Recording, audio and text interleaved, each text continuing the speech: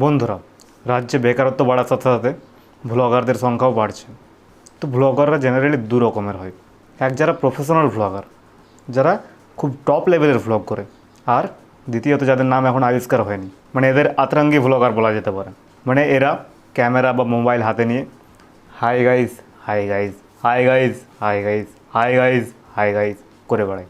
তো আমার একটা বন্ধুর খুব শখ উঠেছে ভ্লগার হওয়ার। তো ও নিজের ক্যারেক্টারটাকে ভ্লগারদের মতো তৈরি করছে।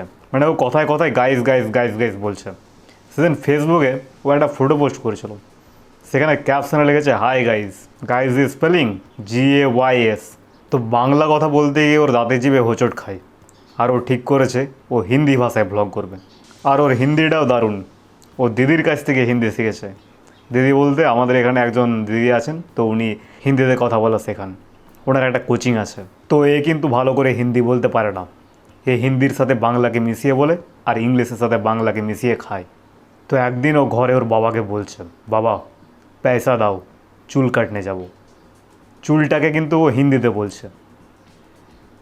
ওর বাবা শুনে একদম রেগে বোম।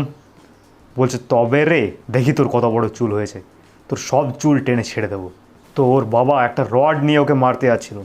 আমি আটকালাম, বললাম কাকু কাকু, চুলের হিন্দি ওটা হয়, ও হিন্দি শিখছে, ও হিন্দিতে বলার চেষ্টা করছিল। কাকু বলল, ও তো এই কথাটা আমাকে আগে বললেই পারতিস।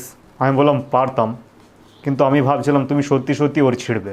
কে জানে তুমি রড নিয়ে ওকে খেলাতে যাবে।